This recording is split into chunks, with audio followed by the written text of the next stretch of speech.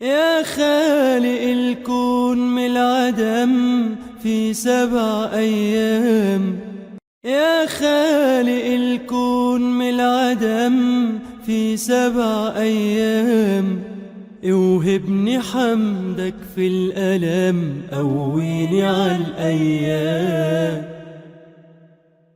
سلم لي حالي في دنيتي وانت اللي أعلم بيه. لو قلبي تاهت خطوة. Tentang Umar namanya. Umar itu anak orang sibuk, bapaknya sibuk, ibunya juga luar biasa. Tapi kesibukan bapaknya sampai tidak bisa mengantarkan anaknya ke sekolah. Ibunya terus. Sampai Father Day, hari ayah itu nggak bisa datang juga. Orang lain bapaknya datang, dia ibunya. Sampai muncullah masalah di rumah tangga. Lihat cara Allah menghadirkan kebaikan lewat masalah. Istrinya mulai gerah, sampai mengatakan singkatnya, kalau kamu nggak datang nih, sesi yang Father Day nanti, kita di rumah tangga pasti ada masalah serius. Kata suaminya, oke saya datang. Maka diantarkan oleh suaminya, bapaknya, Umar kecil ini. Sampai di sekolah, ternyata di situ ada pentas macam-macam. Bapaknya pun saking nggak maunya gitu kan, malasnya duduk paling belakang. Dia. Maka dipanggil yang lain, perform. Ada yang menang, ada yang menyanyi, ada yang menari, ada yang puisi macam-macam. Tiba-tiba muncul giliran Umar. Umar datang. Begitu maju ke depan, Umar mengatakan, Miss, saya mau panggil Mr. X. Maju ke sini. Dikira bapaknya, ternyata bukan. Guru ngajinya. Bapaknya langsung begini, kau yang dipanggil guru ngaji. Begitu datang, kata Umar, saya ingin baca surat An-Naba. Tolong guru saya mengecek saya. Masya Allah. Maka hadirin diam. Maka dicek, kata gurunya, Umar baca. Oh ya, mulai baca. Amma yatasa'alun anin naba'il azim. Setelah sekian ayat, gurunya mengatakan, cukup Umar, sekarang baca. Ayat 39, ayat 35, ayat 30, ayat 20, ayat 25. Masya Allah, lancar semuanya. Baik, setelah diam seperti itu, kemudian si misnya itu takjub, bertanya dia, kagum. Umar kenapa memilih membaca Al-Quran? Yang lain kan performnya ada yang menyanyi, ada yang menari, ada yang puisi. Lihat ini. Kata guru saya, beliau mengatakan, kalau saya bisa menghafal Quran, maka saya akan dipertemukan dengan ayah saya dan ibu saya, dan nanti diberi kesempatan memberikan mahkota di kepala ayah saya. Sampai hari ini papa itu sibuk sekali, nggak pernah punya waktu untuk saya. Mama yang mengantarkan, saya tidak ingin dipisahkan dengan papa di akhirat nanti lagi, karena itu saya menghafal Quran. Maka dari situ tiba-tiba bapaknya bangun menangis, dipeluk anaknya, dibawa pulang ke rumahnya. Sejak saat itu sampai hari ini keluarga itu jadi penghafal Quran. Jadi penghafal Quran. Dia harus ada waktu Anda untuk berubah gitu kan. Mesti ada waktu. Dan mudah-mudahan Anda bisa ke surga dengan baik, berjumpa dengan Rasulullah dan surga terbaik bersama keluarga insyaAllah. Baik. Jika Allah menyampaikan, kami wahyukan kepada Rasulullah SAW Al-Quran, lalu Nabi fokus sampaikan isi Al-Quran ini, disampaikan kepada kita, ya. Kata Allah, Rasul ini ketika menyampaikan itu tulus, tidak punya motif apapun, ya. Tidak ingin mendapatkan apapun dari penyampaiannya. Apa Anda kira ingin mendapatkan pengaruh? Tidak. Kalau ingin dapat jabatan gampang, dari awal sudah ditawarkan, ya. Dari awal sudah ditawarkan. Masya Allah. Apa Anda kira ingin dapat kekayaan? Tidak. Tawaran sudah banyak, tapi tidur dengan keadaan yang sangat sederhana. Ya, Masya Allah. Ya. Jadi ada sesuatu yang sangat menarik di sini. Ya. Seakan-akan ingin mengatakan bahwa kami pilih seorang Rasul untuk menyampaikan kepada Anda misi yang sangat penting, dan dia tidak punya kepentingan gitu. Ya, nggak punya kepentingan dengan kita. Semua yang diberikan untuk kita. Makanya dalam bahasa hadis, ketika menyampaikan risalah, itu selalu yang keluar kalimat umatku. Silahkan cek, ummati. Saya seringkali menangis kalau udah sampai kepada inti-inti yang seperti ini. Itu luar biasa ya. Mau berkorban minimal 100 ekor yang disebut umatku. Ya, hadis riwayat Ibnu Majah nomor hadis 3221. Dalam keadaan sekaratnya, menjelang wafatnya, kalau Anda kumpulkan hadis-hadisnya, yang hadis sering dilihat kadang-kadang riwayat Al-Bukhari saat Fudail membawa air wudhu, kemudian beliau berwudhu lalu wafat di pangkuan Aisyah itu kan, itu baru satu hadis. Kalau Anda kumpulkan hadis-hadis yang lainnya, di sampingnya ada Sayyidah Aisyah, ada Fatimah putrinya, ada Ali bin Abi Thalib. Setelah menyampaikan wasiat macam-macam, disebut itu bukan mereka, tapi umatku. Anda yang disebut. Ketemu aja nggak pernah gitu kan. Jadi memang ada ketulusan dalam jiwa beliau, nggak ada sesuatu yang diinginkan. Ya, bahkan dalam beberapa kesempatan, ada kalimat-kalimat saya sudah merindukan saudara-saudaraku. Saya rindukan saudaraku. Kemudian orang-orang di sekitarnya mengatakan, ya Rasulullah, alasna ikhwanak, bukankah kami saudara-saudaramu? Ya, kata Nabi, bukan, kalian bukan saudaraku, kalian itu sahabat-sahabatku. Saudara-saudaraku itu adalah umatku yang tidak pernah melihat aku, tapi beriman kepadaku. Jadi Nabi itu merindukan pertemuan dengan kita, masa Anda juga rindu, kan? Padahal dua punya cita-cita yang sama dan sebagainya, tapi karena bekalnya tidak cukup, sebagian ada yang masuk ke dalam neraka. Tiba-tiba mengatakan kepada Allah dengan permohonan yang sangat, ya Allah, saya kehilangan saudara saya. Ya Allah, saya kehilangan saudara saya. Ya Allah, dulu kami puasa sama-sama. Ya Allah, dulu kami sholat sama-sama. Ya Allah, dulu kami ibadah sama-sama. Ya Allah, kami tidak temukan dia di sini. Ya Allah, mohon, terus mohon. Sampai ketika puncak pada permohonannya, tiba-tiba Allah berfirman, akhriju man araftum. Hei para malaikat, keluarkan orang yang dikenali oleh orang-orang ini, yang disebutkan tadi. Keluarkan mereka dari neraka. Tiba-tiba dikeluarkan. Bertemulah orang-orang ini dengan temannya. Sampai Allah kemudian dengan rahmatnya katakan lagi, akhriju man kana fi qalbihi mithqala dzarratin minal iman. Keluarkan sampai yang ada titik terkecil iman dalam hatinya, keluarkan dari neraka. Bahkan hadis ini ada di Al-Bukhari nanti, ya ada di Al-Bukhari nomor hadis ke-14, posisi paling kiri sebelah bawah, ya, tayyib. Sampai mereka kemudian dikeluarkan dalam keadaan gosong, sudah mulai terbakar habis dan dimasukkan ke dalam surga kemudian. Setelah selesai hisabnya di dalam nerakanya, dikeluarkan dari situ. Jadi ada orang-orang yang dengan syafaat temannya bisa keluar dari neraka, masuk ke dalam surga, ada yang sama sekali tidak membantu itu. Ya, dosa-dosa yang begitu besar tidak bisa keluar dan kekal dia di dalam neraka. Walaupun dia merasa beriman kepada Allah, tapi digugurkan keimanannya dengan ibadah-ibadah yang melanggar ketentuan Allah, seperti syirik dan sebagainya. Tapi poinnya adalah tiba-tiba ada segolongan teman yang memohon kepada Allah Subhanahu wa taala, ya Allah, kami puasa sama-sama, kami ibadah sama-sama, kami sholat sama-sama, ya Allah, cuman saya nggak temukan dia di sini. Itu indah. Nah, permohonan sesuatu untuk melengkapkan pada yang kurang disebut dengan syafa' namanya. Pelengkap yang kurang disebut dengan syafa'. Makanya di tarawih itu ada sholat syafa'. Antum sholat 11 rakaat, 2 rakaat penyempurnanya yang ke-10 disebut dengan syafa', 1 rakaat akhirnya disebut dengan witir. Ya, ada teman yang merasakan ada yang kurang nih, ya Allah, begitu saya masuk, teman saya nggak ikut, saya ingin dilengkapi dengan itu, ya Allah.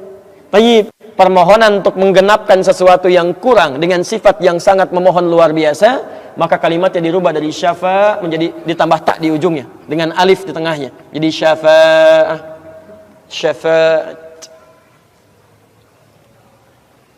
Ini syafa'atun.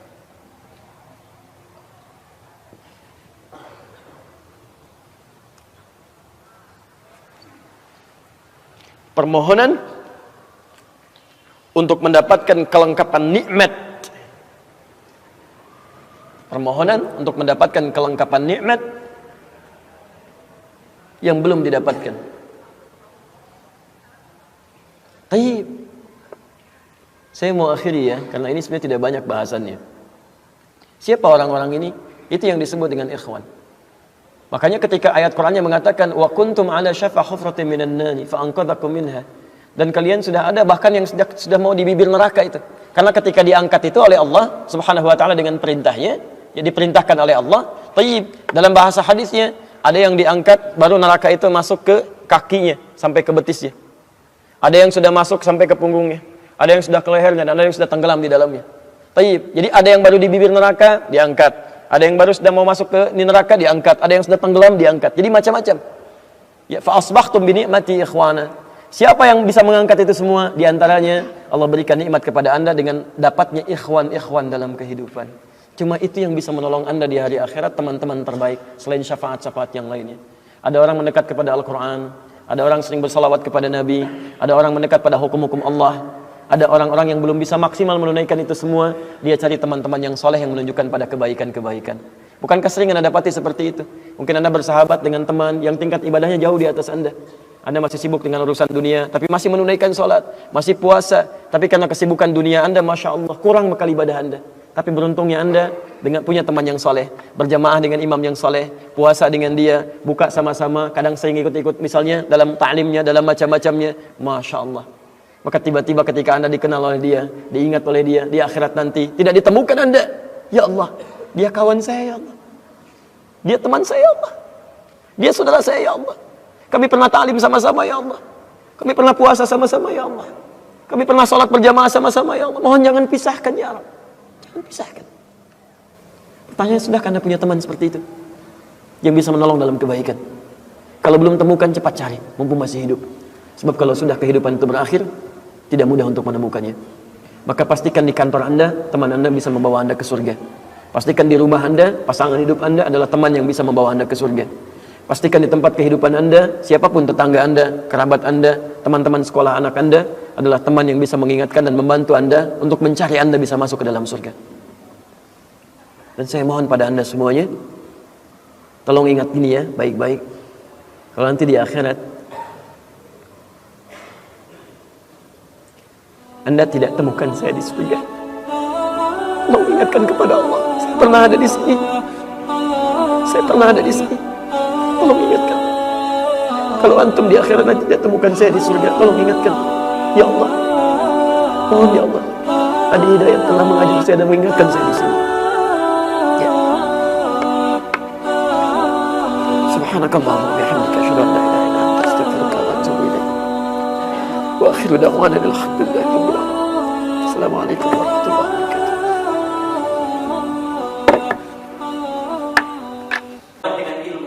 Kalau ilmu itu meyakini sesuatu yang sudah nampak, ya, sudah nampak. Ini speaker, insyaallah mic kelihatan dalam pandangan kita. Ada mic di hadapan saya yakin betul ini karena kelihatan, itu ilmu namanya. Tapi kalau yakin pada sesuatu yang nggak nampak, itulah iman. Itulah iman. Ya. Kita beriman kepada yang lain, Allah nggak nampak dalam pandangan kita, kita masih yakin, itulah agama. Dan Nabi pernah memberikan isyarat tingkat keimanan yang paling tinggi itu. Itulah umatnya Muhammad yang setelah beliau wafat. Itulah kita. InsyaAllah. Mohon maaf.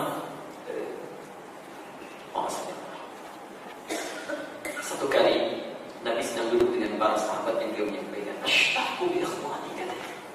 Saya tuh rindu betul dengan saudara-saudara saya. Rindu betul. Sahabat mengatakan, ya Rasulullah, alasna ikhwan. Bukankah kami ini saudara-saudara? Kata Nabi, Astur bi ikhwani, kalian itu bukan saudara.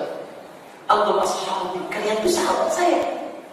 Ikhwani, saudara-saudara saya itu humul ladzina amanu bi wa lam yarawni. Mereka itulah orang yang yakin betul kepada saya walaupun enggak pernah lihat saya. Jadi kalau kalian salat, kalian zakat, yakin betul, itu wajar karena kalian masih lihat saya. Nanti ada umatku enggak lihat saya, masih yakin dengan saya, katanya. Insyaallah. Itulah kita yang dirindukan oleh Nabi. Jadi antum itu rugi, Nabi saja rindu dengan kita, masa kita tidak rindu dengan Nabi? Ayo bersahabat pada Nabi, minta kepada Allah supaya bertemu dengan Rasulullah. Beliau merindukan kita. Itu Muhammad itu, Bapak Ibu sekalian semua. Masya Allah. Riwayatnya sahih. Ketika akan masuk surga, pintu surga itu tuh sampai seseorang datang kepada surga itu. Ketika akan masuk ditanya oleh malaikat penjaga, man anta, siapa engkau? Kata beliau, Muhammad. Saya Muhammad. Kata penjaga surga ini, aku diperintahkan tidak untuk membuka pintu surga sebelum kau masuk pertama kali. Dan yakinlah Bapak Ibu sekalian, Rasulullah saking sayangnya dengan kita, itu tidak masuk surga sampai menunggu kita itu. Kita itu ditunggu oleh beliau sampai kumpul baru dibawa masuk surga. Yang lain belum ada itu. Itulah Muhammad SAW. Jadi antum mungkin kalau tidak mengharap bertemu dengan Rasulullah SAW di akhirat nanti. Allahumma shalli ala Muhammad. Alhamdulillah. Wassalatu wassalamu ala rasulillah wa ala alihi wa sahbihi wa mawalah. Amma ba'd. Fa ya ibadallah, usi nafsi wa iyyakum bi taqwallahi faqad faza al-muttaqun. Fala tamutunna illa wa antum muslimun. Hadirin, sebelum kita berdoa kepada Allah Subhanahu wa taala, khatib simpulkan materi khutbah kita saat ini bahwa ibadah Jumat tidak sekedar ibadah formalitas yang mengundang kita datang sekali dalam sepekan untuk duduk mendengarkan khutbah, sholat lantas pulang. Ibadah Jumat punya hakikat yang luar biasa. Pertama, Jumat mengundang kita untuk merapatkan saf, menguatkan ukhuwah, menjalin kebaikan dan memperhatikan satu dengan yang lainnya sehingga nampak perbedaan antara ciri orang beriman dengan ciri orang belum beriman. Kedua, Jumat juga mengundang kita untuk selalu menyadarkan diri bersiap memperbanyak bekal akhirat. Tidak hanya sekedar sibuk mengejar urusan dunia. Kalau cuma mengumpulkan dengan urusan dunia, jangankan Anda, orang jahiliyah lebih pandai untuk mengakali itu. Orang jahiliyah lebih hebat untuk merencanakan itu semua. Karena itulah mesti beda antara orang-orang Islam, orang-orang beriman dengan orang memang cinta terhadap urusan dunia. Satu saat kita akan pulang menghadap Allah Subhanahu wa taala dan ada bekal yang akan ditanyakan oleh Allah Subhanahu wa taala. Perhatikanlah seorang Mu'adz, anak kecil dari Mesir, usia masih dini, belia 4-5 tahun. Kemudian matanya buta, ingin menghafal Quran. Bapaknya kemudian memfasilitasi jalan 20 km menggunakan sepeda motor yang sangat luar biasa klasiknya.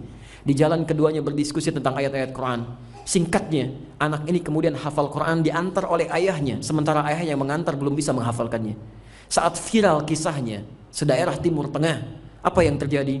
Tiba-tiba datang reporter untuk mengabadikan kisahnya. Ketika ditanyakan, ya Syekh Mu'adz, sebagai penghormatan, duhai ananda Mu'adz, Syekh Mu'adz sebagai penghormatan, jika engkau diperkenankan bermohon kepada Allah saat ini dan itu akan dikabulkan, apa yang akan anda minta kepada Allah Subhanahu wa taala? Apa yang akan anda minta kepada Allah Subhanahu wa taala? Reporter ini mengira bahwa beliau akan meminta supaya oleh Allah Subhanahu wa taala disembuhkan dari butanya. Tapi perhatikan kalimatnya. Perhatikan kalimatnya. Wallahi, demi Allah, jika diperkenankan saya bermohon kepada Allah saat ini, saya akan meminta kepada Allah, satu, agar saya tetap dibutakan sampai dengan kiamat menjelang. Karena dengan buta ini saya bisa menghafal Quran. Saya takut jika melihat kembali, tiba-tiba mata saya bisa melihat dalam kemaksiatan, lantas menjadikan Quran yang telah saya hafalkan jadi hilang dalam benak saya. Dan yang kedua, saya akan bermohon kepada Allah dalam keadaan kiamat nanti, saat saya datang kepada Allah sendirian, tidak akan pernah diantarkan oleh ayah yang mengantar selama ini dalam hafalan Quran saya. Tangan saya gemetar, kaki saya gemetar. Saya akan berkata kepada Allah, ya Rabb, ya Rabb, ya Rabb, jika memang bekal hamba masih kurang sampai dengan saat ini, mohon kurangi siksa hamba ya Allah. Mohon kurangi siksa hamba dengan Quran yang telah hamba hafalkan sampai dengan saat ini. Seorang anak kecil, usia 4 tahun, usia 5 tahun, yang belum balik, yang belum tentu dihisab oleh Allah Subhanahu wa taala, menghafalkan Quran sebagai bekal menghadap kepada Rabbnya. Dia mengatakan, ya Allah, kalau memang bekal hamba masih kurang sampai dengan saat ini, mohon kurangi siksaan hamba ya Allah dengan Quran yang telah hamba hafalkan sampai dengan saat ini. Bila anak yang buta saja menghafalkan Quran untuk menghadap kepada Allah dengan bekalnya dan merasa masih kurang, maka antum yang diberikan puluhan tahun, antum kemanakan waktu itu? Dan kapan kita akan kembali menghadap Allah Subhanahu wa taala dengan cara apa? Karena itu mari kita labuhkan hati kita pada ketentuan Allah, tentuan Rasulullah SAW, dan kita berdoa mulai saat ini agar Allah Subhanahu wa taala melembutkan hati kita, kemudian meringankan langkah kita untuk kita berubah dalam pandangan Allah Subhanahu wa taala, setidaknya dengan mengamalkan spirit Jumat saat ini. Alhamdulillahirabbil alamin. Ar-Rahmanir Rahim, Maliki Yaumiddin. Iyyaka na'budu wa iyyaka nasta'in. Ihdinas siratal mustaqim. Siratal ladzina an'amta 'alaihim ghairil maghdubi 'alaihim waladdallin. Allahumma rabbana la tad'na fi maqamina hadha wa fi kulli maqamin dhanban illa ghafarta. Duhai Allah, kami bermohon kepadamu, jika ada satupun di antara kami saat ini di rumahmu ini ya Allah, yang datang ke Jumat ini membawa lumuran dosa, maka mohon ya Allah, jangan biarkan ia meninggalkan tempat ini ya Allah, kecuali Engkau telah ampuni segala dosa-dosanya. Allahumma wala hamman illa farajtah. Jika ada yang hadir di Jumat ini ya Allah membawa kegelisahan dalam jiwanya, maka mohon jangan biarkan ia meninggalkan Jumat ini kecuali Engkau telah tenangkan keadaan hatinya. Allahumma wala asiran illa yassartah. Jika ada di antara kami yang datang di Jumat ini membawa kesulitan dalam hidupnya, sulit dalam rumah tangganya, pekerjaannya, aktivitas sosialnya, maka mohon ya Allah, jangan biarkan ia meninggalkan Jumat ini kecuali ya Allah Engkau telah ringankan ya Allah segala kesulitan-kesulitan hidupnya. Allahumma wala maridan illa syafaitah. Dan jika ada di antara kami yang datang di Jumat ini, atau kerabat kami, saudara kami, famili kami yang tengah Engkau uji dengan penyakit seberat apapun ya Allah, maka mohon angkat dan sembuhkan segala penyakitnya ya Rabbal Alamin. Allahumma aslih ahwalana, Allahumma aslih ahwalana, Allahumma aslih ahwalana ma yuqarribuna ilaika ya arhamar rahimin. Ya Allah, mohon perbaiki keadaan kami ya Allah yang masih jauh dari aturan-Mu ya Rabbal Alamin. Perbaiki perilaku kami ya Allah agar kami semakin dekat kepadamu ya Rabbal Alamin. Allahumma idza kana minna ya Allah ba'idan minka ya Rabbal Alamin, ba'idan minas salah, ba'idan min qiraatil Quran, ba'idan minasy syariah, Allahumma arzuqna al-fursa linatuba ya Rabbal Alamin. اللهم ارزقنا الفرصة للتوبة يا أرحم الراحمين اللهم ارزقنا الفرصة للتوبة يا أرحم الراحمين قبل أن تتوفنا يا رب العالمين. Ya Allah, kami mohon kepadamu, jika ada di tempat ini hambamu yang masih jauh darimu ya Rabbal Alamin, yang masih belum ya Allah bisa menunaikan salat dengan baik, yang masih enggan dalam membaca Al-Quran, yang masih enggan dalam mendekat kepadamu ya Allah, mohon sentuh jiwanya ya Allah, lembutkan hatinya, beri kesempatan ia untuk bertaubat kepadamu ya Allah sebelum engkau wafatkan ia ya Allah. Mohon ya Allah, ia telah datang ke Jumat, ia telah hadir dalam ibadah ini ya Allah, bermohon kepadamu, berikan kesempatan kepadanya untuk berubah sebelum kau wafatkan ya Rabbal Alamin. Dan mohon ya Allah, Allahumma hdi zumala'ana, Allahumma hdi ziwarana, Allahumma hdi jiwarana wa ashabana ya ghairal muslimin liyahtadu ilal Islam. Ya Allah, kami mohon kepadamu ya Allah, anugerahkan hidayah kepada kerabat kami, tetangga kami, teman-teman kami ya Allah yang belum bisa menerima Islam, anugerahkan hidayah di Jumat ini kepada mereka untuk mendapatkan nikmatnya Islam ya Rabbal Alamin. Satukan kami di dunia dan di akhirat dalam kenikmatan iman ya Arhamar Rahimin. Allahumma ya Allah, ارزقنا الفرصة للحياة الطيبة للممات فيها حسن الخاتمة ونقول لا إله إلا الله وتقول لنا يا أيتها النفس المطمئنة ارجعي إلى ربك راضية مرضية. Ya Allah, anugerahkan kepada kami setelah Jumat ini kehidupan yang lebih baik dalam ridhamu ya Allah, dan anugerahkan kami kesempatan dalam wafat kami untuk husnul khatimah, mampu mengatakan kalimat la ilaha illallah, dan kau katakan kepada kami ya Tuhan nafsul mutmainnah, hei jiwa yang tenang, irji'i ila rabbika radiyatan mardiyah, ayo cepat pulang dengan keridhaan yang telah kuberikan kepadamu. Wadkhuli fi ibadi, ayo masuk ke dalam golongan hambaku. Wadkhuli jannati, cepat dapatkan surga yang telah aku siapkan. اللهم انصرنا يا الله، اللهم انصرنا يا رب العالمين، وانصر إخواتنا في كل مكان، وخاصة في فلسطين وفي العراق وفي أفغانستان وفي روحينيا وفي كل مكان المبتلين، انصرهم يا رب العالمين.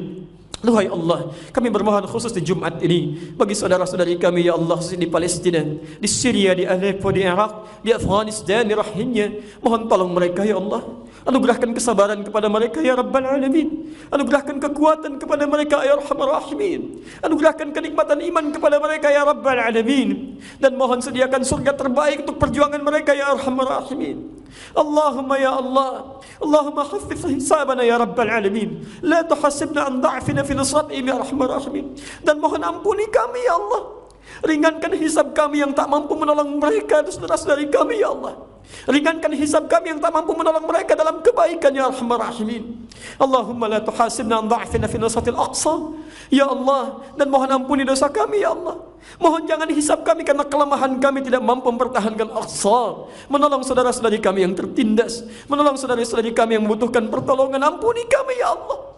Kami bertaubat ya Allah di Jumat ini, kami bertaubat dari segala dosa ya Allah. Ampuni dan maafkan kami ya Rabbal Alamin. Bimbing kami untuk berubah sehingga dapat menjadi hamba yang lebih baik dalam pandangan-Mu ya Allah. Jauhkan lisan kami dari lisan pencela, jauhkan pandangan dari pandangan maksiat, jauhkan pendengaran kami dari pendengaran maksiat. Ya Allah, bimbing kami ya Allah menuju-Mu ya Rabbal Alamin dalam kebaikan, untuk menjadi orang-orang yang saleh, pengusaha yang saleh, pebisnis yang saleh, diplomat yang saleh, penguasa yang saleh, ustaz yang saleh, ibu rumah tangga yang saleh, keluarga yang saleh.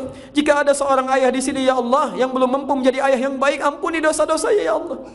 Jika ada seorang anak yang setengah durhaka pada orang tuanya, maka mohon ampuni dosanya ya Allah.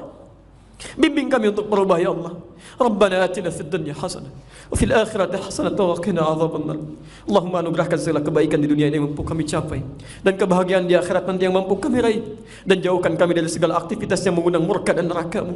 Allahumma laqad da'awnaka kama amartana fa'ajib du'ana kama wa'adtana. Ya Allah, kami telah datang di Jumat ini. Ya Allah, kami telah berdoa ya Allah, bermohon kepadamu dengan lindangan air mata. Jika dengan semua ini belum Engkau kabulkan juga, maka mohon ya Allah, tunjukkan pada kami dengan cara apa lagi kami mesti bermohon kepadamu ya Rabbal Alamin. Bifadlika subhana rabbika rabbil izzati amma yasifun, wassalamun alal mursalin, alhamdulillahi rabbil alamin. Qumu ila salatikum yarhamukumullah.